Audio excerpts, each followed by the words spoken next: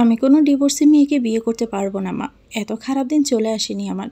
Dining টেবিলের chair থেকে উঠে দাঁড়িয়ে বেশ উচ্চস্বরে কথাটা বলল ইলহাম। আফসার তুর্যও দৃষ্টিতে তার রাগের আভা ফুটে উঠেছে।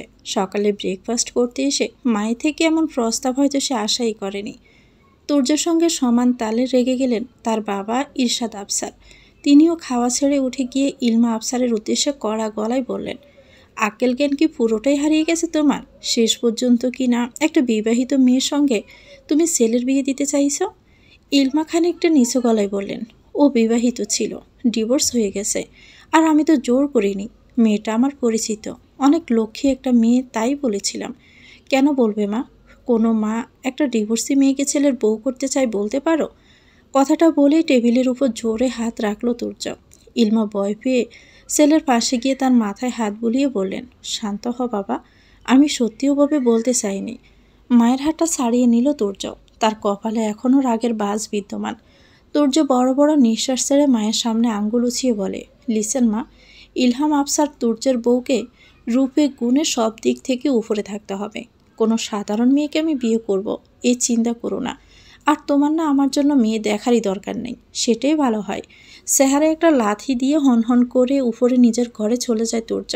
ইলমা তাকে আটকাতে চাইলেই ঈর্ষার তীক্ষ্ণ কণ্ঠে বলে ওঠে, এখন আটকাচ্ছ কেন? সকাল সকাল দিলে তো মাথাটা গরম করে। তোমার জন্য ছেলেটা না খেয়েই চলে গেল। সত্যি প্রতিটা বিষয়ে ঝামেলা না করতে পারলে তোমার পেটের ভাত আর হজম হয় না। ঈর্ষা তো চলে গেলেন নিজের ঘরে, আর ইলমা সেখানেই ঠায় দাঁড়িয়ে রইল। সে তো এত কিছু ভেবে কথাটা বলেনি, নিজের বান্ধবীর মেয়ের কথাই বলতে চেয়েছিল। তাদের পারিবারিক অবস্থা ভালো না হলেও মেয়েটাও অনেক নম্র ভদ্র, তা ইলমা আগে থেকেই জানে। মেয়েটাকে তার বেশ পছন্দ। একটা ভুল সিদ্ধান্তের জন্যই তার জীবনে দুঃখের পাহাড় নেমে এসেছে। তবে এতে তো মেয়েটার কোনো দোষ নেই। দীর্ঘশ্বাস ছাড়ে ইলমা। বুঝতে পারে তারই ভুল হয়েছে। ছেলের রাগ সম্পর্কে ভালোই ধারণা আছে তার। তাও যে কেন বলতে গেল কথাটা। প্লেটের দিকে তাকিয়ে দেখলো তুর্য তেমন কিছুই খায়নি। রান্নাঘরে গিয়ে তুর্যের জন্য নতুন করে স্যান্ডউইচ বানালেন ইমলা। সঙ্গে এক গ্লাস জুস নিয়ে পা বাড়ালেন তুর্যের ঘরের দিকে। ছেলেকে তো আর না খাইয়ে থাকতে দিতে পারেন না। সদ্য গোসল করে হলুদ রঙের সালোয়ার কামিজ পরে চুল মুছতে মুছতে বাথরুম থেকে বেরিয়ে এলো মৌরিন। বিছানায় তার মা মারুফা বসেছিলেন, চোখে মুখে তার চিন্তার ছাপ। মৌরিনকে বের হতে দেখেই উঠে দাঁড়ালেন তিনি। বাড়িওয়ালা এসে আরও 1 মাসের ভাড়া অ্যাডভান্স দিতে বলে গেছে। সাদা রঙের তোয়ালেটা চেয়ারের উপর রেখে মৌরিন ব্রু কুঁচকে বলল, মানে 1 মাসের অ্যাডভান্স তো দেওয়াই হয়েছে, উনি তো তাই বলেছিলেন। এখন এসে বলে গেল আরও 1 মাসের ভাড়া অ্যাডভান্স দিতে হবে। এটাই নাকি তাদের নিয়ম। এমন নতুন নতুন নিয়ম বানালে তো চলবে না, তাই না? মারুফা হতাশ হয়ে বলে, কী করবি তাহলে? ছেড়ে দিবি বাড়িটা?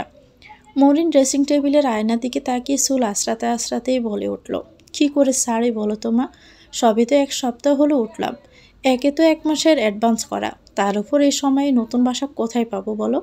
আমি একবার কথা বলবো বাড়িওয়ালার সাথে, তারপর বেশি কথা বাড়ালে তো দিতেই হবে টাকাটা। চুপ করে রইলেন মারুফা। মৌরিনের পিছনে এসে ক্ষীণ করে বলেন, কেন, টিউশনি জোগাড় করতে পারলি কোনো? মৌরিন চিরুনিটা ড্রেসিং টেবিলের উপর রেখে মায়ের দিকে ঘুরে তাকিয়ে বলে, কি করে পাবো বলো? এই শহরে তো আমার তেমন কেউ চেনে না মা। না জানি একটা মেয়েকে কেনই বা পড়াতে নিবে। তবুও আমি বলে রেখেছি কয়েকজনকে, দেখি ম্যানেজ করতে পারি কি না। নিজের সাদা শাড়ির আসলে চোখ মুছলেন মারুফা। মেয়ের দিকে তাকিয়ে বললেন, তোর বাবার জন্য তোকে আজ কত কষ্ট না করতে হচ্ছে। মৌরিন বিরক্ত হয়। মারুফা দু কাঁধে হাত রেখে বলে, প্লিজ মা, আমার ভালো লাগে না এসব কথা শুনতে। যা আছে খেতে দাও এখন। ভার্সিটির এক ফ্রেন্ডের বড় ভাই আছে, খুব ভালো মনের মানুষ, দেখা করতে বলল আমায়। গিয়ে দেখি কোনো কাজ জোগাড় করে দিতে পারেন কি না। মারুফা আবারও নিজের চোখ মুছে বললেন, কালকে ডিম আলুর তরকারি আছে, খেয়ে নিবি আয়। তুমি খেয়েছো তো? নজর নামিয়ে রাখলেন মারুফা। মৌরিন যা বোঝার বুঝে গিয়েছে। বুঝে গিয়ে বলল, বুঝেছি, চলো একসাথে খাবো। 2 রুমের বাসা। বাড়িটা বেশ পুরনো। বড় খাট পাতানো ঘর থেকে বেরিয়ে সামনের ঘরে ছোট খাটে বসলেন মারুফা। মৌরিন রান্নাঘরে গিয়ে 2টো প্লেটে খাবার নিতে লাগলো। মারুফা তাকিয়ে রইলেন মেয়ের দিকে। এত মনের জোর মেয়েটা কার থেকে পেল তাই তিনি বুঝে উঠতে পারেন না। তুর্যের ঘরের সামনে এসে দাঁড়ালেন নীলমা। দরজাটা আটকানো। 2 হাতে ধরে রাখা ট্রেটা 1 হাতে নিয়ে দরজায় নক করলেন নীলমা। অনেক সময় দাঁড়িয়ে থাকার পর দরজা খুলল তুর্য। তবে দরজা খুলে বিছানায় গিয়ে বসে পড়ল সে। বোঝাই যাচ্ছে মায়ের উপর অনেক রেগে আছে। ইলমা ভিতরে প্রবেশ করে খাবারের ট্রেটা টেবিলের উপর রাখলেন। এরপর তুর্যার ফাঁসে বসে বললেন, খাবারের উপর রাগ দেখাতে নেই বাবা, খেয়ে নে। আমি খাবো না, এটা নিয়ে যাও। মায়ের উপর রাগ করে থাকে না তুর্য, আমি কি কখনো তোর খারাপ চাইতে পারি বল? তুর্য বিরক্তিকর সঙ্গে চোখ বন্ধ করে বলল, এখন তোমার ইমোশনাল কথার ঝুলি খুলে বসবে না প্লিজ, কিন্তু খাবারটা তো খেয়ে নে। আচ্ছা বেশ, তুমি বলো তোর কেমন মেয়ে চাই, আমি তেমন মেয়ের সঙ্গে তোর বিয়ে দিব। তুর্য বিছানা থেকে উঠে দাঁড়িয়ে বলে, তার কোনো দরকার নেই, তুমি আর আমার জন্য মেয়ে দেখার কথা মাথাতেই এনো না। মনে মনে কষ্ট পেলেও তা প্রকাশ করল না ইলমা। উঠে দাঁড়িয়ে সামান্য হেসে বলল, বেশ, তুই যাকে পছন্দ করবি তার সঙ্গেই তোর বিয়ে হবে। আর রাগ করিস না বাবা, খাবারটা অন্তত খেয়ে নে। তুর্য বুকে হাত গুজে বলে, তুমি যাও, আমি খেয়ে নিব। প্রতি উত্তরে কোনো কথা আর বলল না ইলমা। হালকা মাথা নাড়িয়ে চলে গেলেন ঘর থেকে। ইলমা চলে যাওয়ার পর দরজা আটকে ট্রে থেকে একটা স্যান্ডউইচ হাতে নিয়ে বিছানায় বসে পড়ল তুর্য। বাবা মায়ের একমাত্র ছেলে সে, ছোটবেলা থেকে ভীষণ আদরে বড় হয়েছে। মায়ের থেকেও বাবা তাকে বেশি মাথায় তুলে রেখেছে, যখন যা চেয়েছে তাই এনে দিয়েছে। পড়াশোনায় বরাবরই ভালো ছিল তুর্য, চাইলে বড় কোনো চাকরি কিংবা বিজনেস করতে পারত। তবে তার ইচ্ছে ছিল মিডিয়া জগতে আসার। অভিনয়ের প্রতি আগ্রহ তার ছোটবেলা থেকেই। অনেক জনপ্রিয়তা অর্জন করতে চেয়েছিল তুর্য। নিজের ইচ্ছে পূরণ করতেও খুব বেশি বেগ পেতে হয়নি তাকে। অল্প কিছু নাটকের কাজের মাধ্যমে ব্যাপক দর্শক জনপ্রিয়তা লাভ করে। খুব অল্প সময়ের মধ্যেই মানুষ তাকে পছন্দ করেছে, তার অভিনয়ের প্রশংসা করেছে। আর এই সাফল্য তুর্যকে আরও বেশি অহংকারী করে তোলে। তার একটাই লক্ষ্য, সবার উপরে থাকতে হবে। হাতে থাকা স্যান্ডউইচে কামড় দিয়ে তুর্য মনে মনে বলে, আমার পছন্দের মেয়ে তুমি খুঁজতে পারবে না মা, তাকে হতে হবে সবার চেয়ে সুন্দর, আমার পাশে যেমনটা মানায়। সবাই যেন হিংসে করে তাকে দেখে। I just want more and more popularity. রিক্সা থেকে নেমে আশেপাশে তাকালো মরিন। পরনে তার হলুদ রঙের সালোয়ার কামিজ, লম্বা চুলের বিনুনিটা একপাশে এনে রাখা, সাজের মধ্যে কেবল কপালের ছোট্ট একটা কালো রঙের টিপ। এটা তার জন্য ম্যান্ডেটরি। বান্ধবী রিমির ভাই রাতুলের বলা ঠিকানাটাই এসেছে। রাতুলের সঙ্গে এর আগে কখনো দেখা হয়নি। রাস্তার ওপারে সোজাসুজি চায়ের দোকানে বসে থাকা একজন লোককে দেখে অনেকটা রাতুলের মতোই মনে হলো। তাই দেখে শুনে রাস্তা পার হয়ে চায়ের দোকানের সামনে এলো মরিন। সেই লোকটির সামনে এসে জিজ্ঞেস করলো, আসসালামু আলাইকুম, আপনি রাতুল ভাইয়া না? এক নজরে মরিনকে সম্পূর্ণ পরখ করে নিল লোকটা। তারপর সামান্য হেসে উঠে দাঁড়িয়ে বলল, মরিন রাইট? স্মিত হেসে মাথা নাড়ল মরিন। রাতুল আশেপাশে তাকিয়ে একটা চেয়ার মরিনের দিকে এগিয়ে দিয়ে বলল, রিমি তোমার কথা বলেছে আমাকে, বসো, কি খাবে বলো। মরিন রাতুলের বাড়িয়ে দেওয়া চেয়ারে বসে বলে, ধন্যবাদ ভাইয়া, কিন্তু আমি কিছু খাবো না। তা বললে কি চলে? আচ্ছা চা খাও অন্তত, মামা একটা চা। মরিনকে রাতুলকে থামিয়ে দিয়ে বলেন, আমি চা খাই না ভাইয়া। আপনি ব্যস্ত হবেন না, আসলে যেই কারণে আসা, রিমি আমাকে বলেছে সবটা, শুনে সত্যিই খারাপ লাগলো। কি আর করা যাবে বলুন, যা আমার ভাগ্যে ছিল তাই তো হয়েছে। আর আমি একটা কথা ভীষণভাবে বিশ্বাস করি, আল্লাহ যা করেন মানুষের ভালোর জন্যই করে। হয়তো আমার সঙ্গে এর চেয়ে খারাপ কিছু হতে পারত। রাতুল চায়ের দোকানের পাশে থাকা বেঞ্চিতে বসে বলে, বাহ, বেশ পজিটিভ চিন্তাভাবনা তোমার, ভালো লাগলো শুনে। ভাইয়া নিশ্চয় জানেন, আমি আর আমার মা এই শহরে নতুন, তেমন একটা পরিচিত লোকজন নেই। আর এই মুহূর্তে আমার একটা কাজের খুব দরকার ছিল। হ্যাঁ, তো কী ধরনের কাজ করতে চাইছো তুমি? এমনিতে আমি কোনো কাজকে ছোট করে দেখি না, তবে 2-3টা টিউশন জোগাড় করতে পারলে ভালো হতো। এর আগেও স্টুডেন্ট পড়িয়েছি অনেক, খুব একটা খারাপ পড়াই না আমি। রাতুল 2 আঙ্গুল কপালে স্লাইড করে বলে, আসলে ব্যাপারটা কি বলো তো, আমিও কাজের সূত্রেই এখানে থাকি, খুব একটা আত্মীয় স্বজন আমারও নেই। তবে আমি আমার বন্ধুদের বলে রাখবো। সৌজন্যমূলক হাসে মরিন। নিজের ব্যাগটা একপাশে ঝুলিয়ে উঠে দাঁড়িয়ে বলে, ঠিক আছে ভাইয়া, আমি তাহলে আজ আসি। ওয়েট, তুমি কিছু মনে না করলে আমি আরেকটা অফার দিতে পারি। হ্যাঁ হ্যাঁ ভাইয়া, কোনো সমস্যা নেই, আপনি বলুন। তুমি জানো হয়তো আমার কাজটা মিডিয়া সেক্টরে, মানে ক্যামেরার পিছনে থাকায় পড়ে আমার, ডিরেক্টর হিসাবে বা অন্য কিছু। তুমি চাইলে আমি সেখানে তোমায় একটা কাজ ম্যানেজ করে দিতে পারি, কিন্তু আমার তো অভিনয়ের বিষয়ে কোনো জ্ঞান নেই। আর তেমন কিছু কখনো আমি করতেও চাইনি। অ্যাক্টিং নয়, তবে শুটিং স্পটে আরও অনেক যাবতীয় কাজ থাকে। যদি টিউশন পেয়েও যাও তবুও পাশাপাশি তুমি এই কাজটা করতে পারো। বাট সহেজ ইজ ইয়োর্স। মরিন কয়েক সেকেন্ড চিন্তা করে বলে, আমি একটু ভেবে দেখি ভাইয়া, আপনাকে আমি কল করে জানাবো। ফোন নাম্বার তো আছেই? হ্যাঁ অবশ্যই। আর আমি তো তোমার ভাইয়ের মতোই, তোমার কোনো হেল্প করতে পারলে আমারও ভালো লাগবে। জি ভাইয়া, দোয়া করবেন আমার জন্য। মোরেন মুচকি হেসে মাথা নাড়িয়ে সেখান থেকে বিদায় নেয়।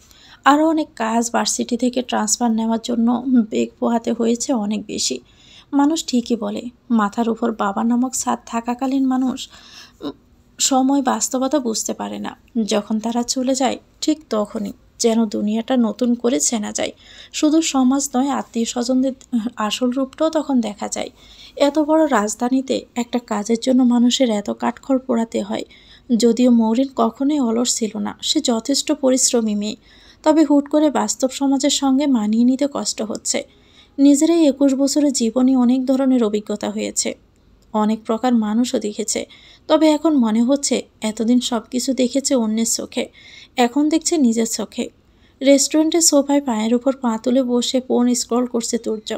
চোখে তার হাই কোয়ালিটি সানগ্লাস আর পরনে কালো রঙের শার্ট। বর্ষা মানুষকে কালো রঙে এমনিতেই মানায়, তবে তুর্যকে যেন একটু বেশিই মানায়। তুর্য একা বসে নেই, তার পাশে আছে দিয়া, নির্ঝর এবং তন্নি। তন্নি তুর্যর আগেই ইন্ডাস্ট্রিতে এসেছে, নির্ঝর এসেছে তুর্যর পরে। তবে সে অনেক আগে থেকে মডেলিংয়ের সঙ্গে জড়িত। তুর্যর এবং তন্নির পর দিয়েই খুব অল্প সময়ে পপুলারিটি পেয়েছে, বলতে গেলে তার রূপের জন্য। আগে থেকেই তার অনেক ফলোয়ার্স ছিল, এখন তা আরও বেড়েছে। অনেকদিন একসাথে বসা হয় না বলে আজ প্ল্যান করে চারজন একসঙ্গে কফি খেতে এসেছে। রেস্টুরেন্টটা একটু গ্রাম্য সাইডে, নদীর পাড়ে হওয়ায় একটু শান্তিতে আছে তারা।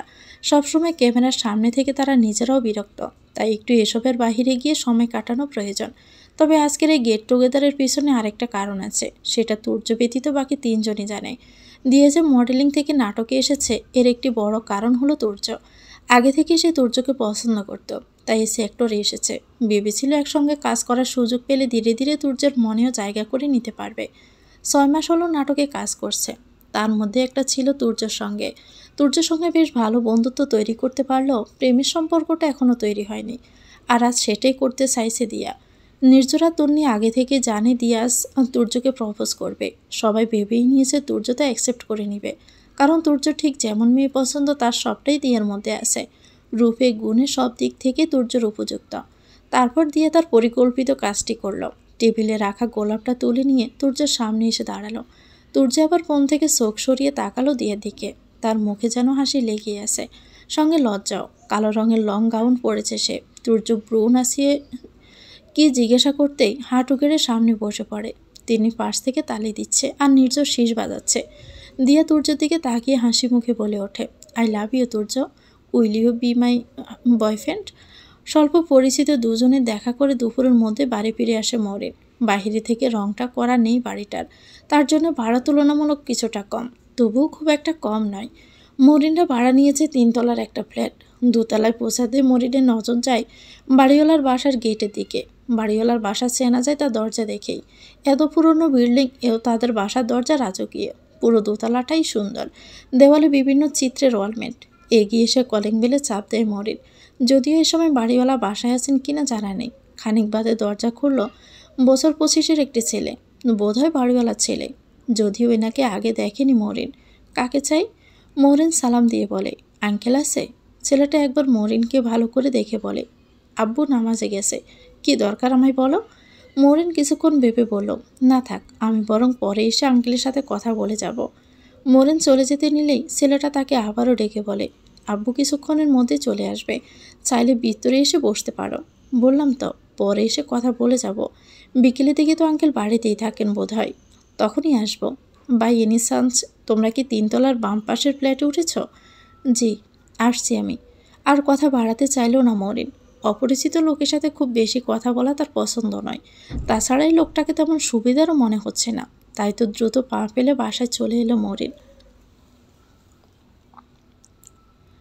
তুর্য সরু চোখে তাকিয়ে আছে দিয়ার দিকে। পাশে বসে থাকা তন্নি আর নির্জরের দিকেও একবার তাকিয়ে বুঝতে পারে তারাও এই প্ল্যানের অন্তর্ভুক্ত। তুর্য আবার কিছুটা সন্দেহ নিয়ে বলে, are you serious? Yeah, obviously I am serious. I really love you Turya, and I think you also like me. Turya কিছুক্ষণ কপাল কুঁচকে তাকিয়ে রইল দিয়ার দিকে। সৌন্দর্যের দিক থেকে দিয়ার ব্যাপারে কোনো প্রশ্ন তোলার উপায় নেই। বেশ ভালো ফ্যামিলি থেকে বিলং করে, আধুনিক সমাজের সঙ্গে একদমই মানানসই। তুর্যর সাথেও বেশ মানাবে তাকে। তবে তুর্যর কাছে যেন বিষয়টা ভালো লাগলো না। এছাড়াও সে সোজা কথা সোজাভাবে বলতেই পছন্দ করে। তাই তো উঠে দাঁড়িয়ে সরাসরি বলে দিল, sorry Diya, I don't want to go on a relationship with you. Diya, Tonni, নির্ঝর তিনজনই যেন তুর্যের কথা শুনে আকাশ থেকে পড়ল। নির্ঝর কেবল হাঁ করে তাকিয়ে রইল তুর্যের দিকে, তবে তুর্যের মাঝে তেমন কোনোই ভাবান্তর নেই। দিয়া সঙ্গে সঙ্গে উঠে দাঁড়ায়, তার চোখ টলমল করছে, যেন এক্ষুনি অশ্রু গড়িয়ে পড়বে। তুর্যর সামনে দাঁড়িয়ে অবাক হয়ে বলে, কেন Turya, I am not beautiful? Turya মুখে কিছুটা বিরক্তির ভাব ফুটিয়ে বলল, you are so much beautiful Diya, but I don't like your attitude. Please excuse me. টেবিলের উপরে রাখা গাড়ির চাবিটা হাতে নিয়ে রেস্টুরেন্ট থেকে বেরিয়ে আসে তুর্য। সঙ্গে নিজের শার্টের পকেটে ঝুলিয়ে রাখা সানগ্লাসটা পরে নেয়। একটা সুইংগাম মুখে দিয়ে চিবোতে চিবোতে গাড়িতে উঠে ড্রাইভ করতে শুরু করে তুর্য। তার মাঝে কোনো আহামরি কোনো ফিলিংস নেই। এই যে একটা মেয়েকে কয়েক মিনিট আগে রিজেক্ট করে আসলো, মেয়েটা নিশ্চয়ই এখন কেঁদে বসাচ্ছে। তবে এসবের কোনো ভাবান্ত তুর্যের মাঝে লক্ষ্য করা যাচ্ছে না। দিয়াকে তুর্যের অপছন্দ, ব্যাপারটা ঠিক তেমন নয়। পছন্দ না হওয়ার তেমন কোনো কারণে নেই। তবে দিয়াকে তুর্য যতদিন ধরে দেখেছে তাকে বেশ গায়ে পড়া মনে হয়েছে। যদিও সে যথেষ্ট স্মার্ট, তবুও এমন গায়ে পড়া মেয়ে তুর্যের খুব একটা ভালো লাগে না। তাই তাকে রিজেক্ট করার জন্য দুবার ভাবতে হয়নি তুর্যকে।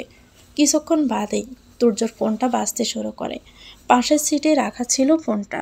এক হাতে কলটা রিসিভ করে লাউড স্পিকারে দিয়ে গাড়ি চালানোতে মনোযোগ দেয় তুর্য। সামনের দিকে দৃষ্টি রেখে বলে, বলুন ভাইয়া। অপর পাশ থেকে রাতুল বলে ওঠে, কাল কিন্তু ফার্স্ট শ্যুট, টাইমলি চলে এসো। স্ক্রিপ্ট কি পাঠাতে হবে? দেখবে একবার? প্রয়োজন নেই, এসে দেখে নেব। ওকে। আর তোমার বিপরীতে কাস্টিংয়ে থাকছে? বলতে হবে না, যে থাকার থাকুক। I don't care about that. Okay then, রাখছি তাহলে। কলটা কেটে দেয় রাতুল। নতুন এই নাটকে স্ক্রিপ্ট রাইটিংয়ের কাজ করছে সে। এর আগেও তুর্যের সঙ্গে দুটো কাজ করেছে সে, তাই তুর্যের সঙ্গে তার বেশ ভালোই আলাপ রয়েছে। রাতুল কল কাটার কয়েক মিনিট পরেই তন্নি কল করে তুর্যকে। তুর্য আবারও আগের মতোই ফোনে লাউড স্পিকার অন করে রাখে। বলো, তুই দিয়ার সঙ্গে এমন কেন করলি? গম্ভীর কথাটা বলল তন্নি। তুর্য তার খুব একটা পাত্তা দিল না, না দিয়ে স্বাভাবিক কণ্ঠে বলে উঠল, কি করলাম আমি? সত্যি করে বলতো, are you in a relationship with someone else? Turya সামান্য হেসে উত্তর দেয়, অফকোর্স নট। বিশ্বাস হচ্ছে না আমার। তুর্য লুকিয়ে কোনো কাজ করে না। তাহলে খামোখা মেয়েটাকে কাঁদালি কেন? তোর সাথে তো ভালোই মানাতো দিয়াকে। এত কষ্ট হলে নিজে জানা ওর সঙ্গে রিলেশনে, আমার মাথা খাচ্ছিস কেন তুই? তুর্য। তন্নি রেগে গিয়ে বলে কথাটা। তুর্য বিরক্তিকর সুরেই বলে, ইউ নো দ্যাট আমার অমন গায়ে পড়া মেয়ে একদমই পছন্দ না। শুধু শুধু কথা বাড়াচ্ছিস কেন? বাপ, তোর যেমন মেয়ে পছন্দ অমন মেয়ে তুই এই জন্মেও খুঁজে পাবি না। দেখা যাবে। কই তোরা এখন? রেস্টুরেন্টেই আসে। দিয়ে তো পারে না, এখানে সেন্সলেস হয়ে যায়। নির্ঝর ওকে সান্ত্বনা দেওয়ার বহু চেষ্টা করছে। শেষ কথাটা তন্নি কিছুটা মজার ছলেই বলছে। তুর্য নিজেও তাতে হেসে দিয়ে বলে, গুড গুড, চালিয়ে যেতে বল ওকে, বাই। তন্নি আর তুর্য সেম এজের, একই বেসের স্টুডেন্ট। নির্ঝর ওদের চেয়ে 1 বছরের জুনিয়র, আর দিয়া 4 বছরের। তাই তন্নির সাথে তুর্যের ফ্রেন্ডশিপটা একটু বেশি সুন্দর। নির্ঝর আর দিয়াও আছে এর মধ্যে, তবে দিয়াকে ওরা জুনিয়র হিসেবে স্নেহ করে। দিয়া যদিও সেসব নিয়ে বেশি ভাবে না, তুর্য তার সঙ্গে ভালো ব্যবহার করলেই সে খুশি।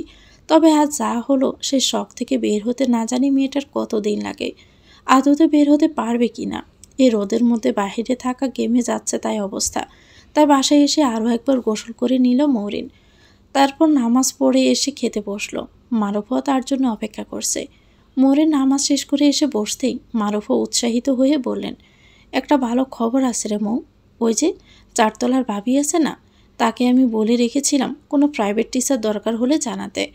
আমায় এসে বলল, ওনার যে ছোট মেয়েটা আছে নিহা, ক্লাস 3-তে পড়ে, ওর জন্যই নাকি টিচার খুঁজছে। আমি তোর কথা বলেছি। তারপর আন্টি কি বলল? বলল তার মেয়েকে পাঠিয়ে দিবে পড়ার জন্য, বাসায় এসে পড়ে যাবে। তোর কখন সময় হয় সেটা জানতে বলল, আর ফিটাও জানাতে বলেছে। মৌরিন ঈষৎ হেসে বলে, ওইটুকু বাচ্চাকে পড়াবো, তাও আবার প্রতিবেশী। টাকা কি করে নেই বলো তো? মারুফও উদাস হয়ে মৌরিনের পাশে বসে বলেন, আমাদের এখন যে অবস্থা, না নিয়ে তো কোনো উপায় নেই। তা অবশ্য ঠিকই বলেছ। তুমি তাহলে আন্দাজ মতো কিছু একটা বলে দিও। আর বর্তমানে তো আমি সারাদিনই ফ্রি, ভার্সিটি ট্রান্সফার করাতে পারলে তারপর একটু প্রবলেম হবে, তার আগে তো কোনো কাজ নেই। সন্ধ্যার দিকে আসতে বলো ওকে। কিছুটা সময় পেরিয়ে যায়। খাওয়ার মাঝে রাতুলের কথা মনে পড়তেই মরিন মারুফার উদ্দেশ্যেই বলে ওঠে, জানো মা, নতুন একটা কাজের খোঁজ পেয়েছি। কী কাজ?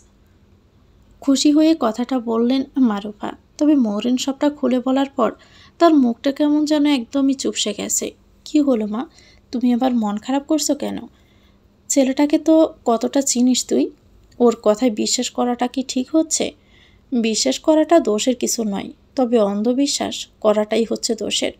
বিশ্বাসের দাম কয়জন দেয়? মরিন স্মিত হেসে উত্তরে বলে, তবে অবিশ্বাস করেও যে থাকা যায় না।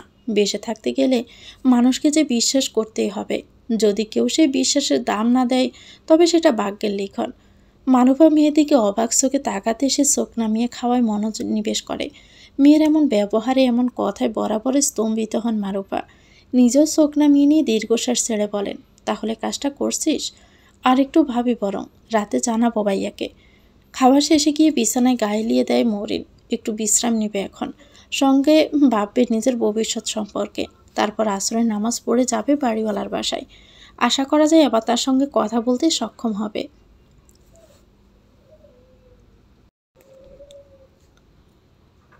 দুপুরের কাঠফাটা রোদ শেষে সন্ধ্যায় এসে একটু শীতল বাতাসের অস্তিত্ব খুঁজে পাওয়া গেল। খাওয়া শেষে বিশ্রাম নিতে শুয়েছিল মরিন। কখন যে চোখ লেগে গেছে তার নিজেরই খেয়াল নেই। মারুফা আর ডেকে দেয়নি। মাগরিবের আজানের ধ্বনি কানে আসতেই ঘুম ভেঙে যায় মরিনের। অবাক হয় যে এতক্ষণ ঘুমালো।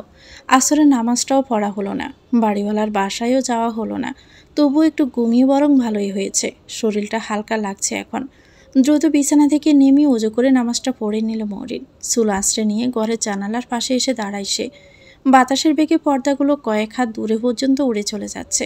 বাতাস থামলে তারা আবারও পূর্বের জায়গায় ফিরে আসছে। চোখ বন্ধ করে কিছুক্ষণের জন্য সে শীতল বাতাস উপভোগ করলো মরিন। জীবনটাকে তার এই বাতাসের সঙ্গেও তুলনা করতে ইচ্ছে হলো। কখনো কখনো এই শীতল বাতাসে শরীরে কাটা দেয়। বাহ্যিক সব কিছু বলে কেবলই সেই সময়টাকে উপভোগ করতে ইচ্ছে হয়। আবার কখনো সে বাতাস একদমই থেমে যায়। রোদের মাঝে একটুখানি বাতাসের প্রয়োজন হলেও তার অস্তিত্ব খুঁজে পাওয়া যায় না। মরিনের জীবনটা বোধহয় এখন সে দ্বিতীয় পর্যায়ে আছে। জীবনের গতিও একদমই থেমে গেছে।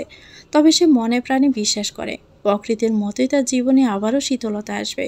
তার কাজ শুধু ধৈর্য ধরা আর জীবনটাকে সচল রাখার চেষ্টা করা। ইতিমধ্যে মারুফাও নামাজ শেষ করে হিজাব পরা অবস্থাতেই ঘরে এলেন।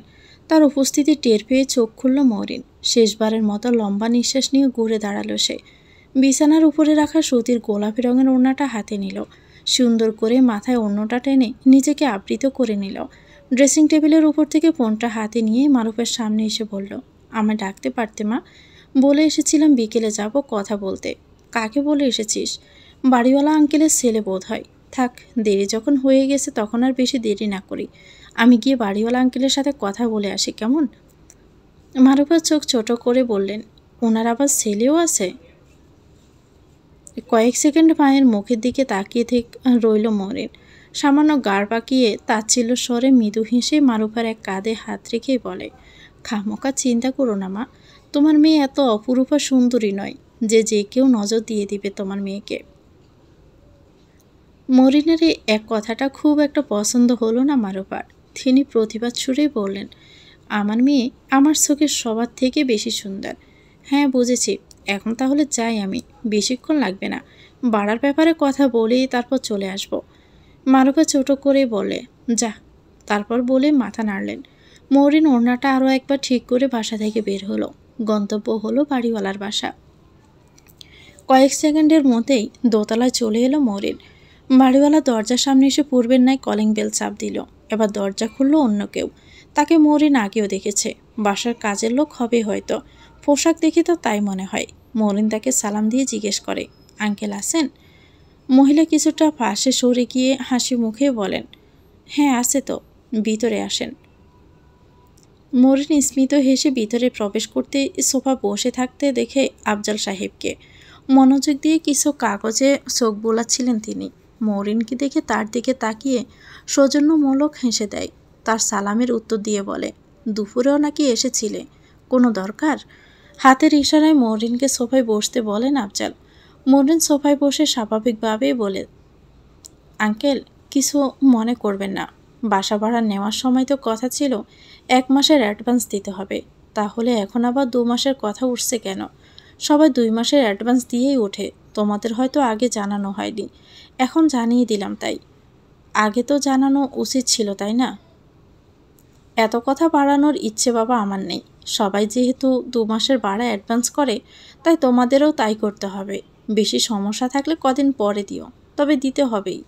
আফজাল সাহেবের কথা ধরনেই বোঝা গেল তিনি বেশ বিরক্ত। মনন তাই আর কোনো কথা বাড়ানোর ইচ্ছে পোষণ করলো না, বসা থেকেই উঠে বলে, উঠে যখন পড়েছি তখন নিয়ম থাকলে তো দিতেই হবে, তবে এরপর থেকে সবাইকে আগে থেকে জানিয়ে রাখার চেষ্টা করবেন আঙ্কেল। আসছি। আফজাল সাহেব মৌরিনের কথা তেমন কোনো গ্রাহ্যই করলেন না, তার প্রতি উত্তরে কিছু না বলে চুপ করে রইলেন। মৌরিন বাসা থেকে বেরিয়ে যাবে, সেই মুহূর্তে তার দ্বিতীয়বার সাক্ষাৎ হয় আরাফ, অর্থাৎ আফজাল সাহেবের ছেলের সঙ্গে। আরাফ মৌরিনকে দেখে তার হাতে থাকা ফোনে থেকে চোখ সরিয়ে বলে, তুমি তো দুপুরে এসেছিলে তাই না? হয়েছে আব্বুর সাথে কথা বলা? মরিন শুধুমাত্র হ্যাঁ বলে দরজা খুলে বেরিয়ে চলে গেল। আরাফ আফজাল সাহেবের সামনে সোফায় বসে বলে, নতুন ভাড়াটিয়া নাকি আব্বু?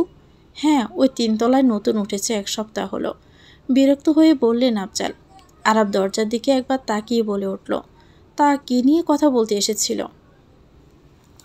1 মাসের অ্যাডভান্স দিয়ে উঠেছিল, এখন আরেক মাসের কথা বলায় নাকি ভুল হয়েছে আমার। একটু থেমেই আফজাল আবারও নিজে থেকেই বলে উঠলেন, বাপমরা মেয়ে তো, পারিবারিক অবস্থাও তেমন একটা ভালো না, আমিও তো একটু ছাড় দিলাম, কয়েকদিন পর দিতে বললাম, এর চেয়ে বেশি ছাড় বাবা আমি দিতে পারবো না। উত্তরে আর কিছুই বলল না আরাফ, এক নজর আফজালের দিকে তাকিয়ে ফোন স্ক্রল করতে করতে নিচের দিকে চলে গেল সে। আফজালও পূর্বের ন্যায় নিজের কাজে মনোনিবেশ করলেন। বাসায় এসে আরও কিছুক্ষণ চিন্তা ভাবনা করে মৌরিন রাতুলের বলা কাজটা করার জন্য সিদ্ধান্ত নিয়ে ফেলল। অন্তত বেশ কয়েকটা টিউশন জোগাড় করার আগ পর্যন্ত জমানো টাকা দিয়ে আর কতদিনই বা চালানো যাবে, কিছু তো একটা করতেই হবে। মারুফা কয়েকবার সেলাইয়ের কাজ করতে চেয়েছিলেন, তবে মৌরিন তাকে বাধা দিয়েছে। কোমরে ব্যথা নিয়ে তাকে সেলাইয়ের কাজ করতে দেবে না মৌরিন। ফোন থেকে রাতুলের নাম্বার বের করে কল দেয় মৌরিন। 2বার রিং হওয়ার পর কলটা রিসিভ করে। হ্যালো, আসসালামু আলাইকুম ভাইয়া, আমি মৌরিন। ও আচ্ছা, হ্যাঁ বলো মৌরিন, আপনি যে কাজের কথা বলেছিলেন আমি তাতে রাজি আছি ভাইয়া, কখন কোথায় থাকতে হবে আমাকে বলে দিয়েন। বাহ, এ তো বেশ ভালো কথা, এমনিতে একটা মেয়ে অসুস্থ হয়ে পড়ে ঝামেলা ছিলাম, তুমি থাকলে আর কোনো প্রবলেম হবে না। কালকেই শুটিং আছে, খুব একটা দূরে নয়, আমি তোমাকে ঠিকানা পাঠিয়ে দিলে আসতে পারবে না? হ্যাঁ পারবো ভাইয়া, ঠিক আছে, আমাকে এই নম্বরে হোয়াটসঅ্যাপে নক দিও, ঠিকানা পাঠিয়ে দিব তোমায়। জি ভাইয়া, আল্লাহ হাফেজ। কলটা কেটে রাতুলে সেই নম্বরে হোয়াটসঅ্যাপে মেসেজ দেয় মৌরিন। এরপর বিছানায় বসে অপেক্ষা করে তার রিপ্লাইয়ের জন্য। শুটিংয়ের জায়গায় থাকা, স্ক্রিপ্ট এগিয়ে দেওয়া, কারো কিছু দরকার হলে তা এনে দেওয়া, এসব কাজই হবে হয়তোবা। এতে তেমন কোনো সমস্যা নেই মৌরিনের, তবে অনেক মানুষের মাঝে থাকতে হবে, এটাই তার একমাত্র সমস্যা। সকাল সকাল শুটিং স্পটে এসে হাজির হয়েছে তুর্য, রাতুল সহ আরও অনেকে, তবে নায়িকা এখনও আসেনি। কাঙ্ক্ষিত নায়িকাও 2 মিনিটের মাথায় খোলা মাঠের সামনে এসে গাড়ি থেকে নামল। সেটা আর কেউ নয়, তন্নি। তুর্য এখানে এসেও জানতে পেরেছে সেটা, যদিও এর আগেও তারা একসঙ্গে নাটক করেছে, এটা নতুন কিছুই নয়। বিশাল একটা মাঠ, এখানেই শুটিং হবে আজকে। তন্নি যেখানে এসে গাড়ি থেকে নেমেছে তার একটু পাশে তুর্য বসেছিল। তন্নি ওর সামনে আসতেই বলে ওঠে, তুই আবার এত লেট লতিফ হলি কবে থেকে? ভাই, আমি ভোরবেলায় একটা শ্যুটে গিয়েছি, সেখান থেকে ডিরেক্ট এখানে এসেছি, এখনও কিছু খাওয়াও হয়নি। তুর্য উঠে দাঁড়িয়ে ফোনটা প্যান্টের পকেটে রেখে চুলে হাত বুলিয়ে বলে, তাহলে এই কাজটা না করলেই পারতি, এত প্রেশার নেওয়ার কী দরকার ছিল? তন্নি হাত দিয়ে গাড়ে স্লাইড করতে করতে বলে, স্ক্রিপ্ট ভালো লেগেছিল তো তাই। তুর্য বাঁকা হেসে তন্নির কানের দিকে এগিয়ে গিয়ে বলে, স্ক্রিপ্ট ভালো লেগেছে নাকি স্ক্রিপ্ট রাইটার? আলতু ফালতু কথা বলবি না তুর্য। নজর লুকানোর চেষ্টা করে কথাটা বলে তন্নি। তুর্য তো তা দেখে হু হু করে হাসতে শুরু করে। কদিন মেয়েটাকে ভালোই পচাতে পারবেও। এরই মাঝে সেখানে উপস্থিত হয় রাতুল। তন্নির দিকে গড়ি দেখিয়ে বলে, এত দেরি করলে চলে তন্নি? সরি ভাইয়া, আসলে একটু কাজ ছিল তো তাই আর কি। আর ঈশিতা আমাকে রাতে মনেও করিয়ে দেয়নি, যে আজকে শ্যুট আছে, তাহলে আগের শ্যুটটা বাদ দিয়ে দিতাম। আমার তো সকালে উঠেই মনে পড়ল ঈশিতা আর আসছে না। 2 দিন আগে অ্যাক্সিডেন্ট হয়েছে ওর। পায়ে যা অবস্থা, 6 মাসের আগে দাঁড়াতেই পারবে না। আহারে বেচারি, খুব খারাপ লাগছে ওর জন্য। তবে আজ থেকে নতুন একটা মেয়ে আসবে, আমার পরিচিত।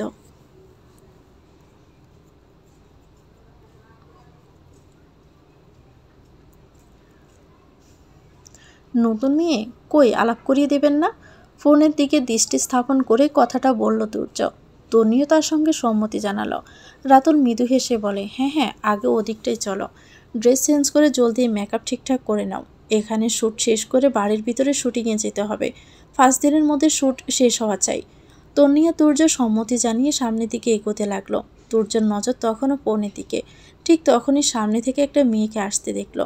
হাতে কিছু স্ক্রিপ্ট নিয়ে রাতুলের দিকে এগোচ্ছিল সে।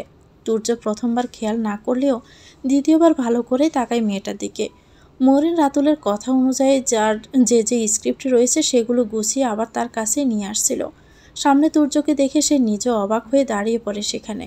তুর্য ব্রুজগুলো ঈষৎ কুঁচকে বলতে নাই, তুমি ঠিকঠাক করে রেখেছ তো মরিন? মরিন এসে সামনে এসে তার হাত থেকে স্ক্রিপ্টগুলো নিয়ে দেখতে দেখতে বলে রাতুল। মরিন তুর্যের দিক থেকে চোখ সরিয়ে মাথা নাড়িয়ে হ্যাঁ সূচক সম্মতি জানায়। তন্নি মরিনকে একবার দেখে রাতুলের উদ্দেশ্যে প্রশ্ন করে, ও কে ভাইয়া? রাতুল স্ক্রিপ্টগুলো থেকে চোখ সরিয়ে মৃদু হেসে বলে, আলাপ করিয়ে দেই, ও হচ্ছে মরিন। ওর কথাই বলেছিলাম তোমাদের, ঈশিতার জায়গায় এখন থেকে মরিনে থাকবে। তুর্য আর মরিন দুজনেই রাতুলের দিক থেকে চোখ সরিয়ে অবাক হয়ে তাকায় একে অপরের দিকে। মনে পড়ে যায় কয়েকদিন আগের ঘটনা। ভোরবেলায় বাড়ির পাশের রাস্তায় জগিং করতে বেরিয়েছিল তুর্য। শরীরে তার কালো রঙের হাত কাটা গেঞ্জি, সঙ্গে কালো রঙের 3/4 প্যান্ট। এক হাতে তার পানির বোতল। এত সকালে বয়স্ক মানুষ ছাড়া রাস্তায় তেমন কাউকেই দেখা যায় না। আর সেই বয়স্ক লোকদের তুর্যকে চেনার কথাও নয়। ইয়াং জেনারেশনের 2-1 জন থাকলে হয়তো তারা তুর্যকে চিনে ফেলে। তবে 2-একটা সেলফি তুলতে খুব একটা ঝামেলা হয় না তুর্যর, বরং নিজের এই জনপ্রিয়তা নিয়ে অহংকার হয় তার। অনেকটা সময় শেষে একটা মাঠের পাশে বেঞ্চে এসে বসে পড়ে তুর্য। হাতে থাকা পানির বোতলটা খুলে সামান্য জগিয়ে অনেকটা পানি ঢেলে দেয় মাথার সামনের অংশে এবং মুখে। বোতলটা আটকে অন্য হাতের সাহায্যে পানিটুকু ঝেড়ে নিয়ে উঠে দাঁড়ায় সে। তবে কয়েক কদম পা বাড়াতে পিছন থেকে একজন মেয়েলি কণ্ঠে ডাক দেয় তাকে। তুর্য শিওর হয়তো তার কোনো ফ্যান দেখতে পেয়েছে তাকে। থেমে যায় তুর্য। মরিন দ্রুত পা বাড়িয়ে তুর্যের সামনে এসে বলে, এক্সকিউজ মি।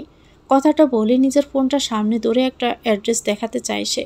তুর্য ভেবেছিল মরিন হয়তো সেলফি তোলার জন্য ফোন সামনে আনছে, তাই সে খানিকটা মুচকি হাসি দিয়ে ছবি তোলার ভঙ্গিতে দেখায়। তা দেখে মরিন ব্রু কুঁচকে বলে, আপনি এমন করছেন কেন? তুর্য অবাক হয়। মুখভঙ্গি স্বাভাবিক করে নেয় সে। মরিন সেদিকে খেয়াল না করে ফোনে একটা অ্যাড্রেস দেখিয়ে বলে, এই জায়গাটা এখান থেকে কত দূর একটু বলতে পারবেন প্লিজ?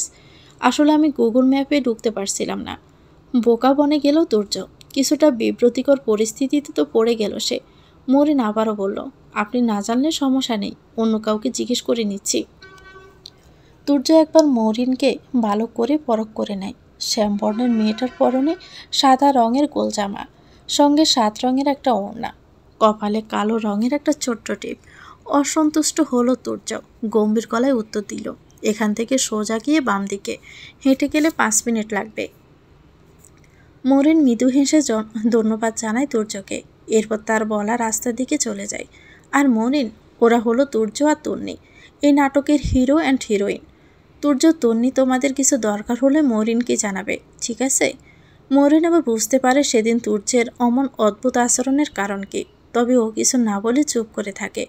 আরও অনেকে তাড়া দিল তুর্য, তন্নি, রাতুল সহ সবাই পা বাড়ায় শুটিং স্পটের দিকে। মরিন সব স্ক্রিপ্টগুলো হাতে নিয়ে কার কোনটা সেটা ঠিক করছে। সামনে মেকআপ আর্টিস্ট তন্নির মেকআপ ঠিক করছে, আরেকজন তুর্যের চুলগুলো সেট করছে। তুর্য ফোন হাতে নিয়ে স্ক্রল করেই চলছে। তন্নির স্ক্রিপ্টটা নিয়ে মরিন তন্নির কাছে এসে বলে, ম্যাম, আপনার স্ক্রিপ্ট এটা। তন্নি সামান্য হেসে স্ক্রিপ্টটা হাতে নিয়ে বলে, আমায় কেউ ম্যাম বলে ডাকে না বুঝলে, আপু বলেই ডেকো, তাতেই হবে। আর তোমাকে মৌরি ডাকবো কেমন? স্মিত হেসে সায় দিল মরিন। তন্নি তুর্যের দিকে তাকিয়ে আবারও বলে, ওকে যা খুশি দেখো, ওটা তোমার ইচ্ছে। মরিন আবার পরের স্ক্রিপ্টটা নিয়ে তুর্যের সামনে গিয়ে বলল, এটা আপনার। এক নজর মরিনের দিকে তাকিয়ে স্ক্রিপ্টটা হাতে নিল তুর্য। নিজের ফোনটা সামনে রেখে স্ক্রিপ্টটা উল্টে পাল্টে দেখে নিজেই বলল, রাতুল বাজে কাদের নিয়ে আসে কে জানে। এই সেক্টর সম্পর্কে যাদের কোনো ধারণাই নেই। মরিন স্পষ্টভাষী মানুষ, তাই ইতস্ত বোধ না করে সরাসরি বলল, ইনডাইরেক্টলি কি আমার কথা বোঝালেন আপনি? স্ক্রিপ্টের দিকে চোখ রেখে তুর্য বলল, এমন ভাবার কারণ কি? মরিন মৃদু হেসে বলে, মানুষের কথার ধরন দেখে বোঝাই যায় এগুলো, কিন্তু আপনি ভুল কিছু বলেননি। এই সেক্টর সম্পর্কে আসলেই আমার তেমন কোনো ধারণা নেই। খুব একটা নাটকও আমার দেখা হয় না, তাই অ্যাক্টরদেরকেও তেমন চিনি না। আর চোখে মরিনের দিকে তাকালো তুর্য। মরিন কিছুটা থেমে নিজে থেকেই বলল, তবে আমি যেহেতু এখানে অভিনয় করতে আসিনি, তাই আমার এসব বিষয় খুব একটা ম্যান্ডেটরি বলে তো আমার মনে হয় না। শুটিং শুরু করার জন্য ডাক পড়ল সবার। মরিনও সেদিকেই চলে গেল। ফলে তার কথার বিপরীতে আর কিছু বলার সুযোগই পেল না তুর্য। অবশ্যই নিয়ে খুব একটা মাথা ঘামালো না তুর্য। আরও অনেক কাজ আছে তার। এসব ক্ষুদ্র ব্যক্তিবর্গ নিয়ে চিন্তা করার ইচ্ছে তুর্যর নেই। সে নিজ থেকে নিজে যেই মাপের মানুষ, তার চিন্তাভাবনা হবে সমান মাপের মানুষদের নিয়ে। এটাই তুর্যের ধারণা। শুটিং স্থানে খুব একটা কঠিন কাজ করতে হয়নি মরিনকে। প্রথম দিন বলে বাকিরাও ওকে সাহায্য করেছে কাজগুলো বুঝে নিতে। সবাইকে বেশ ভালোই মনে হয়েছে মরিনের, বিশেষ করে তন্নি তো ভীষণ মিশুক। রাতুলও খুব হাসি খুশি মানুষ। সেখানে কেবল একজনকেই ব্যতিক্রম মনে হয়েছে মরিনের, আর সেটা ব্যক্তি হলো তুর্য। ভিতরটা যে তার অহংকারে ভরপুর এটা বুঝতে খুব বেশি সময় লাগেনি মরিনের। আর অহংকারী ব্যক্তিরা আর যাই হোক মানুষ হিসেবে ভালো হতে পারে না, এ বিষয়ে অনেকটা নিশ্চিত মরিন। বিকেলের দিকে শুটিং সেট থেকে বাড়ি ফিরে আসে মরিন। আসরের নামাজ পড়ে কিছুটা বিশ্রাম নেয় সে। এরপর মাগরিবের নামাজ পড়ে চারতলা চলে আসে নিহা নামের মেয়েটিকে পড়ানোর জন্য। কথা ছিল নিহাই এসে পড়ে যাবে, তবে তার মা পরবর্তীতে এসে বলেছেন মরিনকে যেতে। নিহার বাবা একটু শহরের বাহিরে গেছেন, আর তার নাকি একা বাসায় থাকতে ভয় করে। মরিনও আর আপত্তি করেনি, সময় মতো চলে যায় নিহাকে পড়ানোর জন্য। নেহাও খুব মিষ্টি একটা মেয়ে, আর তার মাও ভীষণ আন্তরিক। প্রথম দিন গল্প করে কাটিয়ে দিল তারা। আগামী দিন থেকে পড়াশোনা শুরু করবে। আধা ঘন্টা গল্প করে নিহাদের বাসা থেকে বের হলো মরিন। নিচে নামতে যাবে, তখনই মনে পড়ে বাড়িতে ওঠার পর ছাদে যাওয়া হয়নি। বিল্ডিংটা 4 তলা, 5 তলায় ছাদ, তাই নিচে না গিয়ে ছাদটা দেখে আসার জন্য উপরে যায় মরিন। তালা দেওয়া থাকলে আবার ফিরে আসবে না হয়। ভাগ্য ভালো ছিল মরিনের। উপরে উঠে দেখলো ছাদের দরজা আটকানো, তবে তালা দেওয়া নেই। তার মানে ছাদ সবসময় খোলাই থাকে। দরজা খুলে ছাদে চলে আসে মরিন। বিল্ডিংটা খুব একটা বড় না হয়, ছাদটাও মাঝারি আকৃতির। বড়ও নয় আবার ছোটও বলা চলে না। পা বাড়িয়ে কার্নিশের কাছে চলে আসে মরিন। রেলিংয়ে দেওয়া, তবে খুবই নিচু। বাচ্চাদের নিয়ে এই ছাদে আসাটা বিপজ্জনক হবে। আশেপাশে আরও অনেকগুলো বিল্ডিং, বেশিরভাগ পুরনো, তবে কয়েকটা নতুন বিল্ডিংও রয়েছে। একপাশে অনেক গাছপালার নিচে কয়েকটা ছোট টিনের ঘর দেখা যাচ্ছে। বাহিরে রান্নাঘরে আলো জ্বলছে, কোনো মহিলা রান্না করছে বোধহয়। তবে ছাদে এসে তিল পরিমাণ বাতার অনুভব করলো মরিন। গাছপালার একটা পাতাও যেন নড়ছে না। পাশের বিল্ডিংয়ের 5 তলার রান্নাঘর থেকে টুকটাক আওয়াজ আসছে। এছাড়া সবটাই নির্জন। শহরে তো মানুষ এত আগে ঘুমিয়ে যায় না, তাহলে আজ এত নীরব কেন সব কিছু? এই ছাদে ভালো লাগার মতো কিছুই খুঁজে পেল না মরিন, তবে খারাপও লাগছে না। এমন অন্ধকারে নিঃস্ব হয়ে একা একা দাঁড়িয়ে থাকাটা খুব একটা মন্দ নয়। টিনের দরজাটা খোলার আওয়াজ পেয়ে পিছনে ঘুরে তাকালো মরিন। আরাফ হাতে সিগারেট নিয়ে ফোনের দিকে দৃষ্টি রেখে ছাদে প্রবেশ করছে। অন্য কোনো মেয়ে হলে হয়তো চলে যেত ছাদ থেকে, তবে মরিন ভিন্ন। সে আরাফের থেকে দৃষ্টি সরিয়ে আবারও আগের ন্যায় দাঁড়িয়ে রইল। আরও কিছুক্ষণ থাকতে ইচ্ছে করছে ছাদে। অন্য কাউকে দেখে নিজের ইচ্ছের বিরুদ্ধে কাজ করার মানসিকতা অনেক আগেই বিসর্জন দিয়েছে সে। অন্যদিকে ছাদে এসে মরিনকে দেখতে পেয়ে মনে মনে বেশ খুশি হলো আরাফ। মেঘনা চাইতে জল পাওয়া যাকে বলে। হাতে থাকা অর্ধেক সিগারেটটা নিচে ফেলে দিয়ে পা দিয়ে পিষে নিভিয়ে ফেলল আগুনটা। ফোনটা প্যান্টের পকেটে রেখে মরিনের থেকে কিছুটা দূরত্ব বজায় রেখে তার পাশে এসে দাঁড়ালো আরাফ। মরিন তখনও ভাবলেশীন, নিজের মতোই তাকিয়েছে সামনের দিকে। কিছু সময় পর আরাফ নিজে থেকে বলল, হাই, আমি আরাফ। এক নজর আরাফের দিকে তাকিয়ে ছোট করে হ্যাঁ বলে আবারও সামনের দিকে দৃষ্টিপাত করলো মরিন। ভালোই হলো, এখানে দেখা হয়ে গেল তোমার সঙ্গে। ভালো হওয়ার কি আছে, কারণ তোমার সঙ্গে আমার কিছু কথা ছিল। আরাফের দিকে ঘুরে দাঁড়ায় মরিন, শান্ত কণ্ঠে বলে, আমাদের বাসায় কোনো মালামাল টানাহেঁচড়া করা হয় না। কোনো বাচ্চাও নেই যে শব্দ করবে, তাই অভিযোগ করার তো কোনো কারণ দেখছি না। আরাফ হেসে বলে, অভিযোগ কেন করতে যাব? অন্য কথাও তো থাকতে পারে। বাড়িওয়ালাদের অভিযোগ ব্যতীত অন্য কিছু তো বলতে কখনো দেখিনি। আবারও আগের অবস্থানে চলে গেল মরিন। আরাফ বুকে হাত গুঁজে তার দিকে তাকিয়ে বলে, খোঁজ নিয়ে জানলাম তোমার বাবা নেই। আর্থিক অবস্থাও নাকি খুব একটা ভালো যাচ্ছে না। তুমি চাইলে আমি তোমাকে হেল্প করতে পারি। কেমন হেল্প? যেমন ধরো, তোমাদের বাসা ভাড়া কমিয়ে দিতে পারি, 1 মাসের অ্যাডভান্স ভাড়াটাও বাদ দিয়ে দিতে পারি, আর চাইলে আর্থিকভাবেও সাহায্য করতে পারি। আর তার বদলে আর তার বদলে you want to go to bed with me, right? আরাফের কথা সম্পূর্ণ না হতে তার দিকে তাকিয়ে কথাটা বলে মরিন। আরাফ সামান্য হেসে বলে, আগেই বুঝে গেলে? বেশ সোজাসুজি কথা বলো দেখছি। মৃদু হাসে মরিন। আরাফের দিকে ঘুরে মৃদু হেসে বলে, আমার জানা মতে চোরেরা ঘুরিয়ে পেঁচিয়ে কথা বলে, আর আমি কোনো চোর নই, তাই সোজাসুজি বললাম। বুঝেই যখন গেছ তখন রাজিও হয়ে যাও, লাভ তো তোমারই। বলা শেষ আপনার? আরাফ কপাল কুঁচকে নিল। মরিন বুকে হাত গুজে বলল, আপনার মা না আপনাকে নিয়ে অনেক গর্ব করে? এই তো 2 দিন আগে এসে আম্মুর সঙ্গে আপনার কত প্রশংসা করেছিল। একদম হীরের টুকরো ছেলে তার। আপনার এই রূপটা জানে তো সে? কি বলতে চাইছো তুমি? এই রূপটা আপনার বাবা মাকে জানানো উচিত নয় কি? আরাফ বাঁকা হেসে বলে, কে তুমি? তোমার কথা বিশ্বাস করতে যাবে কেন তারা? হ্যাঁ, ঠিকই বলেছেন, মুখের কথা একদমই বিশ্বাস করা উচিত নয়। কথাটা বলে নিজের হাতে থাকা ফোনটা সামনে এনে রেকর্ডিং অফ করলো মরিন। আরাফ অবাক হয়ে হাঁ করে তাকালো ফোনটার দিকে। আরাফকে পাশে এসে দাঁড়াতে দেখে মরিন আন্দাজ করতে পেরেছিল এমন কিছু, তাই আগে থেকে ফোনের রেকর্ডিং অন করে রেখেছিল। এটা শুনলে তো বিশ্বাস করতে বাধ্য, তাই না? শুকনো ঢোক গিলল আরাফ। মেয়েটাকে যতটা শান্তশিষ্ট ভেবেছিল তার ঠিক উল্টোটা মনে হচ্ছে এখন। ফোনটা হাতের মুঠোয় আবদ্ধ করে মুখভঙ্গি গম্ভীর করে নিল মরিন। নিজে থেকে আরাফের দিকে 2 কদম এগিয়ে গিয়ে বলল, বাবা মায়ের চোখের সন্তানকে ছোট করতে খুব খারাপ লাগবে আমার, তবে দ্বিতীয়বার এই ধরনের প্রস্তাব আমার কানে এলে ওই খারাপ লাগাটা কিন্তু আমি ভুলে যাব। আর কিছু বলার সুযোগ পেল না আরাফ। তার আগে মরিন নেমে গেল ছাদ থেকে। আরাফ এখনও আশ্চর্য নিয়ে সেদিকে তাকিয়ে আছে। মরিন এতটা চালাক, তাকে দেখে তো বোঝাই যায় না। কলিং বেলের শব্দ পেতে জলদি এসে দরজা খুলে দিলেন মারুফা। মরিন ভিতরে এসে কিছুক্ষণ তাকিয়ে রইল মারুফার দিকে। এরপর নজর গেল পাশের ছোট খাটটার দিকে। সেখানে বাবার ছবিটা পড়ে থাকতে দেখে দীর্ঘশ্বাস ছাড়ল মরিন। মারুফা মেয়ে থেকে নিজের নজর আড়াল করার চেষ্টা করছেন, তবে তা সম্ভব হচ্ছে না। এগিয়ে এসে মাকে নিয়ে খাটে বসলো মরিন। বিছানায় থাকা ফটোফ্রেমটা হাতে নিয়ে নিজের ওড়নার সাহায্যে মুছে নিল সেটা। এরপর মায়ের দিকে তাকিয়ে হতাশ কণ্ঠে বলল, তুমি আবার কান্নাকাটি করেছিলে তো? কেন এত কাঁদো বলো তো? বেশি কষ্ট হলে তো আমার সাথে কথা বলতে পারো মা। আসলে চোখ মুছে মারুফা বললেন, তোর কষ্ট হয় না বুঝি? কি করে এত শান্ত থাকিস বলতো? আমি আমার ভাগ্যকে মেনে নিতে পেরেছি মা, তাই হয়তো কষ্টগুলো একটু হলেও কমে যায়। কিন্তু তুমি তো এখনো মানতেই পারছো না। মেয়ের মাথায় হাত বুলিয়ে দিলেন মারুফা। অসহায় সুরে বললেন, আমার যে তোর জন্য বেশি কষ্ট হয় মৌ। আমার ভাগ্য যা ছিল তা না হয় মেনেই নিলাম, কিন্তু তুই কি করে মেনে নিচ্ছিস মা? তোর ভাগ্যটা তো এমন না হলেও পারত। বিপরীতে আর কিছুই বলল না মরিন। মারুফা আবারও নিজের চোখ মুছে বললেন, তোর এই মনোবলই একদিন তোকে অনেক বড় জায়গায় নিয়ে যাবে মৌ। তুই মিলিয়ে নিস আমার কথা। তার সঙ্গে জীবনে এমন একজন। মারুফাকে তার সম্পূর্ণ কথা বলার সুযোগ দিল না মরিন। নিচের দিকে দৃষ্টি রেখে বলল, চাই না তো? বিশ্বাস করো, কাউকে আমার চাই না। আমি কেবলমাত্র আমাকে চাই। নিজের মাঝে আমি নিজেকেই খুঁজে চাই, অন্য কাউকে নয়। নিজের মতো করে আমি বাঁচতে চাই, সঙ্গে চাই এক ফালি সুখ। গাম্ভীর্যতা থেকে বেরিয়ে আসার জন্য কিছুটা থামল মরিন। মারুফা দুগালে হাত রেখে মুচকি হেসে বলল, সঙ্গে তুমি তো আসোই। দেখো, আমরা তো এখনও ভালো আছি বলো। কত মানুষের তো করুণ অবস্থা, আমরা তো দিব্যি আছি সেখানে।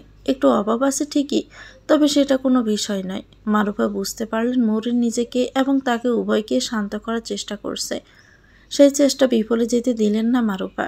নিজেও মৃদু হেসে মাথা নাড়লেন। মরিন এবার মারুফাকে জড়িয়ে ধরে বলল, টাকা দিয়ে শোক কেনা যায় না মা। তোমার মেয়ে তোমায় কখনো আফসোস করতে দিবে না, কাউকে লাগবে না আমাদের। আমরা মা মেয়ে মিলেই সুখে থাকবো, ভীষণ সুখে থাকবো।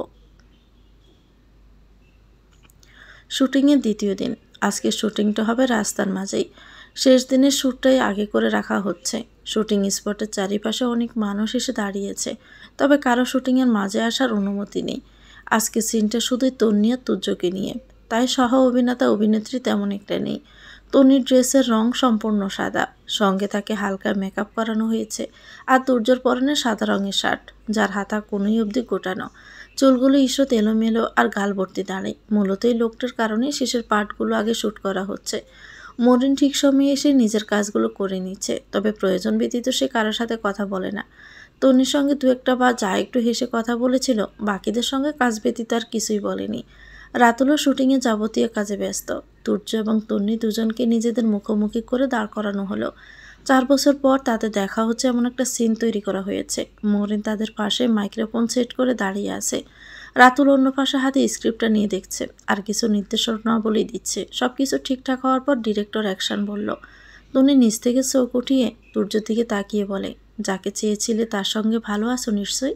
তুর্য বুকে হাত গুজে তন্নির চোখে চোখ রেখে বলে, যদি বলি আমি ভালো নেই তাহলে ফিরে আসবে আমার কাছে? এই কাট কাট। ডিরেক্টরের কথায় তারা থেমে যায়। ক্যামেরাও নামিয়ে ফেলা হয়। রাতুল কপালে ভাঁজ এনে থুতনিতে আঙ্গুল ঘষে ডিরেক্টরের উদ্দেশ্যে বলে, ঠিকঠাক জমছে না তাই না ভাই? সম্মতি জানায় ডিরেক্টর রুবেল। শুটিং কিছুক্ষণের জন্য অফ করে স্ক্রিপ্ট নিয়ে আরও কিছুটা ঘাটাঘাটি থাকে রাতুল। কোনো জায়গা থেকে সেন্স আনা যায় সেটা ভাবতে থাকে।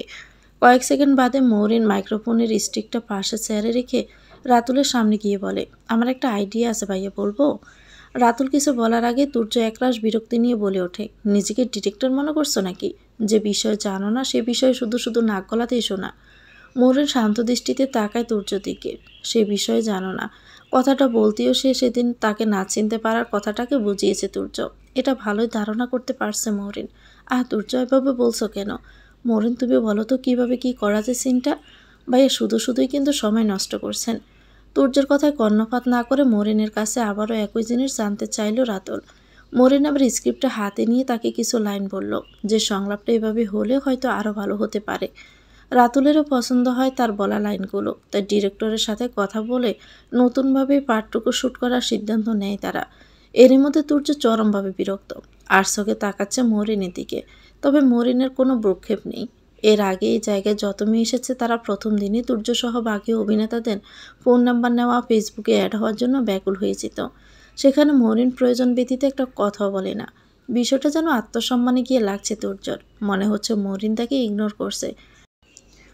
মেয়েদের বর্তমান ক্রাশদের মধ্যে একজন ইলহাম আফসার তুর্যকে কিনা এই শ্যামবর্ণের সাধারণ মেয়েটা ইগনোর করছে। আর কিছু বুঝুক আর না বুঝুক, তুর্য এটুকু বেশ ভালোই বুঝতে পেরেছে মৌরিন বাকিদের মতো নয়, সে ভিন্ন, সবার থেকে ভিন্ন। ইচ্ছের বিরুদ্ধে গিয়ে বাধ্য হয়ে মৌরিনের বলা সংলাপে আবারও শুটিং শুরু করা হলো। তন্নি সূর্যের দিকে চলচল করে তাকে বলল, তুমি যা চেয়েছিলে তাই তো হয়েছে। একা একা যখন ভালো আছে নিশ্চয়ই। তুর্য মাথা সামান্য বাঁকিয়ে তাচ্ছিল্য সুরে বলে, একা কোথায়? হ্যাঁ, তোমার অভাব, নিঃসঙ্গতা প্রতি মুহূর্তে আমার সঙ্গেই রয়েছে। ব্রিলিয়ান্ট। কথাটা বলেই হাততালি দেয় রুবেল। এবারে সুরটা সকলেরই পছন্দ হয়েছে। রাতুল মরিনের উদ্দেশ্যে হেসে বলে, দারুণ ডায়ালগ দিয়েছ কিন্তু। সৌজন্যমূলকভাবে সামান্য হাসে মরিন। বাকি সুরটুকুও শেষ করা হয় এরপর। তুর্য এরপর আরও বেশি বিরক্ত। ডায়ালগ ডেলিভারি করলো সে, অথচ স্ক্রিপ্টের জন্য বাবা দেওয়া হচ্ছে মরিনকে। তার উপর মরিনের মুখে কোনো কথা নেই। মেয়েদের বরাবরই বাচাল হতে দেখেছে তুর্য, সেখানে এত গম্ভীর ভাব তার পছন্দ হচ্ছে না। শুটিং শেষে সবাই সব কিছু গুছিয়ে নেওয়া হচ্ছে, মরিনও তাই করছে।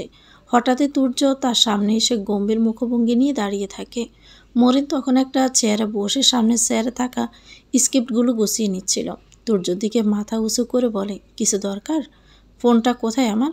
চেয়ার থেকে উঠে পাশেই থাকা টেবিল থেকে তুর্যর ফোনটা এনে তার দিকে এগিয়ে দেয় মরিন। তুর্য এক নজর ফোনটার দিকে তাকিয়ে তা হাতে নেয়। মরিন আবারও পুনরায় চেয়ারে বসে নিজের কাজে মনোনিবেশ করে। আবারও সেই গম্ভীর্যতা বিরক্ত করে তুর্যকে। তার সঙ্গে এসে যুক্ত হয় নতুন বিরক্তি। ফোনটা ভাইব্রেশনে ছিল, তাই হাতে থাকা অবস্থায় ভাইব্রেট করতেই তুর্য ফোনটার সামনে এসে দেখে দিয়ার কল। জ্বালিয়ে মারছে মেয়েটা।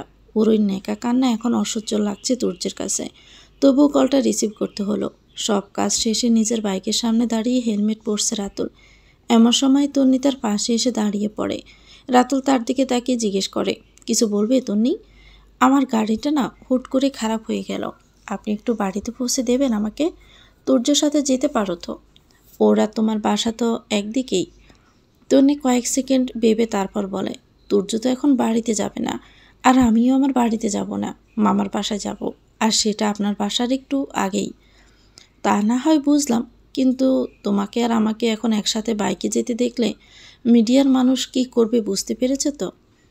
তনি নিচের দিকে তাকিয়ে বিড়বিড় করে বলে ওঠে, সেটাই তো চাই আমি। কিছু বললে? না তো। আর আপনি এত টেনশন করছেন কেন? হেলমেট পরলে আমাকে আর ওভাবে চেনা যাবে না। আর আপত্তি জানালো না রাতুল। আর একটা হেলমেট তন্নির হাতে ধরিয়ে দিয়ে বলল, ঠিক আছে তাহলে উঠে বসো। ফোনটা রিসিভ করে একটু সাইডে চলে এলো তুর্য। দিয়া বরাবরের মতোই কান্না মিশ্রিত কণ্ঠে বলে, আমার সাথে এমন কেন করছো Turya? I really love you. অন্য কিছু বলা থাকলে বলো। আমি ভাবছি অ্যাক্টিং থেকে আমি বেরিয়ে চলে আসব। ভালো তো। আর তোমাকে মডেলিংয়েই ভালো মানায়। এই একটা আইডিয়া দেই। ভালো দেখতে ছেলে খুঁজে বিয়ে করে নাও। অন্যরা তো তোমার মতো হবে না Turya. I know that, but you don't deserve me Diya. আমি যদি তোমায় ডিজার্ভ না করি তাহলে কে তোমায় ডিজার্ভ করে বলো তো? আমার যে ডিজার্ভ করবে তাকে শুধু সুন্দর হলে চলবে না, সৌন্দর্যের সাথে তাকে সব দিক থেকে বেস্ট হতে হবে। আর এটা আমি আগেও বলেছি। তাহলে আমি কোন দিক থেকে বেস্ট নই? তোমার পার্সোনালিটিই তো ঠিক নেই দিয়া। রিজেক্ট করার পরও একটা সেলের পিছনে পড়ে আছো তুমি। সেলফ রেসপেক্টের বিন্দুমাত্র তোমার মাঝে নেই। তুর্য, তুমি এই কথাটা আমাকে বলতে পারলে? না বলা তো কিছুই নেই। অ্যান্ড আই থিঙ্ক তোমার আর কিছু বলারও নেই। কলটা কেটে দেয় তুর্য। এত অপমান করছে তারপরও দিয়া হ্যাংলার মতো ওর পিছনে পড়ে আছে। একটা মেয়ে এতটা নির্লজ্জ কী করে হতে পারে তুর্যর মাথায় আসে না।